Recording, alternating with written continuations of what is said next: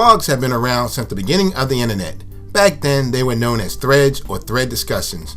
But as blogging technology has become more sophisticated, so has blogging's popularity and use. My name is Jeffrey Robinson, and in this video, we're going to look at what a blog is, how it works, and its benefits. A blog is a web publishing tool that allows the blogger to self-publish a variety of information quickly and easily. Blogs are designed much like a conventional website with navigation bars and other familiar features. Blogs have one standard characteristic that separates them from a website. A blog's content is driven mostly by its posts. Posts are primarily text entries which include a post date. However, they can also include photos and videos, web links to other websites or blogs, and a variety of other multimedia content. Blogs also offer readers the opportunity to comment on a post. The interplay between blogger and commenter makes blogging a unique communication device. We'll look at comments later on in the video. For principals where the need is to communicate early and often, blogs can be a great support tool.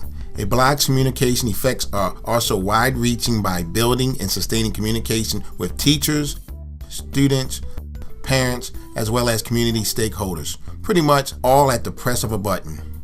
In a principal's time-sensitive culture, blogs are easy to set up and use even for the technology challenge. Because a blog's design is more flexible than a more traditional website, they don't need a webmaster or a third party to administrate it. And they can be accessed on nearly every wireless platform from desktops, laptops, pads, tablets, iPhones, and even Androids. Blogs and posts can also be shared across the social media environment like Twitter, Facebook, Google+, and Pinterest. In this video, we're going to examine ways a blog can be a support tool to strengthen communication between all the various people principals need to keep informed. Be designed to support principals' efforts to support a collaborative and transparent school culture, and how easy it is to create a blog using one of the internet's free blog sites. Blogging has been embraced by people and corporations alike. On average, 528 million blog pages are viewed every month. The potential to link people together and build viral network makes it a very powerful communication tool. The possibilities are almost endless, from cooking and foodie bloggers to automobile and repair bloggers. Even professional sports teams use blogs to foster fan building. Hey, who snuck that in? That's better. Needless to say, celebrities and politicians have jumped on the blogging bandwagon, so why not schools? And more specifically, why not principals? Now that we looked at some blogs, let's examine some created by principals. Here's an example of a principal's blog from Burlington High School in Burlington, Massachusetts. This blog, which is accessible from the school's main website, has a fairly simple, universal design. It looks a lot like a website, but let's examine it a little closer. Like most blogs, the posts appear here on the left-hand side of the screen. To the right, there's a sidebar which consists of an array of related links. You can see this first link. Burlington's daily announcement is an important communication link for students, teachers, and parents. And when we click on it, we see it's an overview of everything scheduled at the school for the day, including the lunch menu.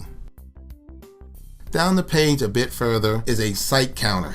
And the counter here tells us that in the last 30 days, the blog was viewed 12,048 times. That's quite an impressive number of visitors in a 1 month period.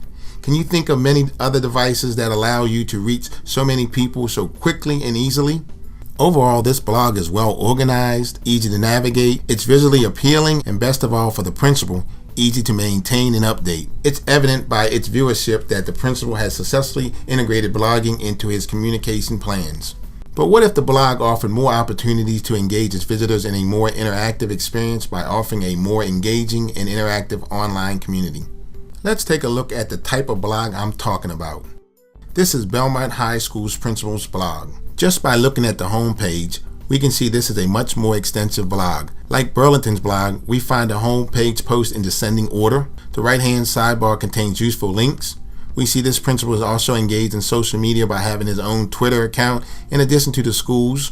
Mr. Richards even offers his recommendations from Goodreads. If we scroll back up to the top and explore how the principal has set up his navigation bar, we can tell that Mr. Richardson uses his blog as both a communication tool and an interactive community builder. After we explore past the About and Contact tabs, which display the typical information, we see he has a page for favorite articles, which displays a variety of links to various educational articles. This link is a resource for parents with links and articles on a range of issues including communication and college. Students too have a resource page with links and articles on topics including test preparation, time management, and homework help.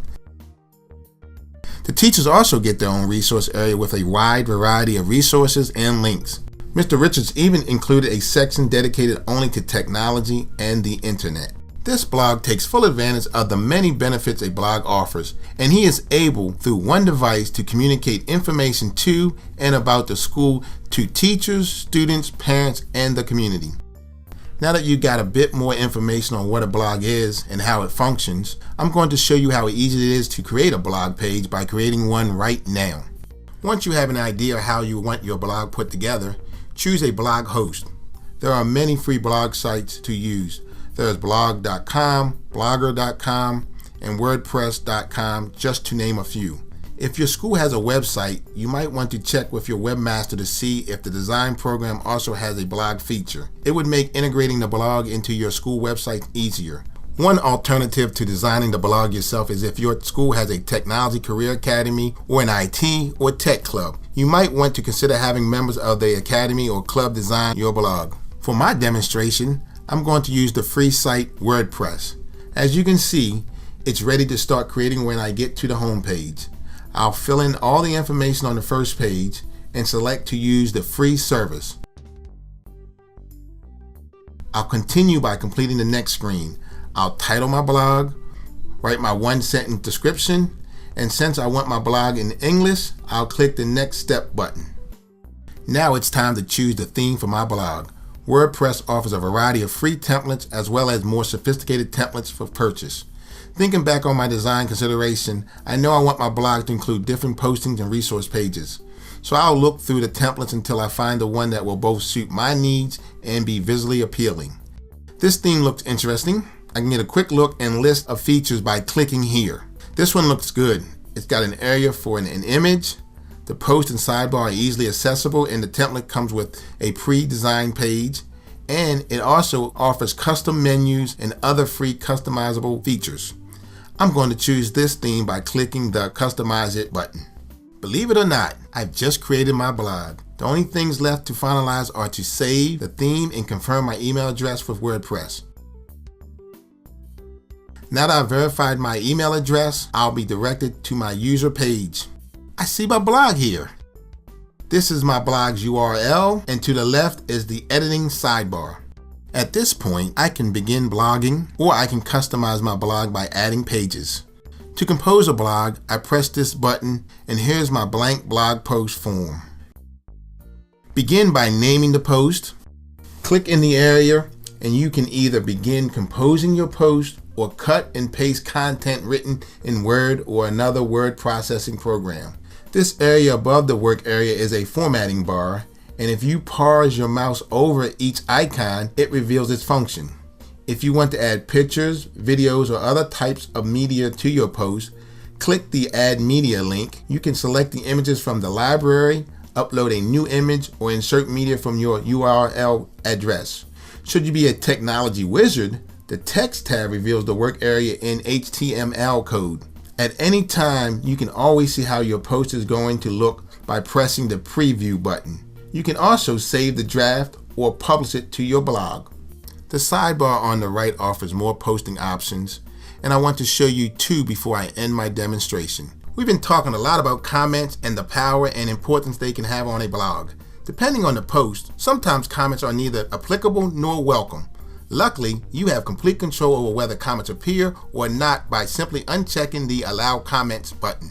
With premium blog packages, you're offered more comment management features such as allowing all comments, allowing no comments, or only allowing comments that have been pre-approved by the blogger. Another helpful feature is the Change Status area. When I click here, it reveals a variety of good options. You can publish the post immediately, and the post will appear at the top of the home page. Save it in draft form. If anyone else needs to review the content before posting, you can note that status. And one feature I find helpful is the scheduled posting, which allows posts to appear on a given date and time. This feature allows you to write more than one post at a time, but designate the time of their actual release. To add a page, I click on the Pages link and click the Add New button. Remember that a page is not a post. When you create a page, you're creating a new area on the blog site. It's true, designing a blog page is quick and easy, but in my short demonstration, I only scratched the surface. There are many ways to build a successful blog. You can add additional pages like the principal from Belmont High did. You can organize your posts using keywords and categories. You can use the schedule feature to create a communication schedule, just to name a few. The larger free sites like WordPress also offer excellent video tutorials on how to use the site and explaining the many features and options. That's it! I hope this examination into blogging has piqued your interest in its potential for being a useful communication tool. Once you begin blogging, you'll see the advantages not only for the principal's office, but how it can also be a powerful tool across the entire school community.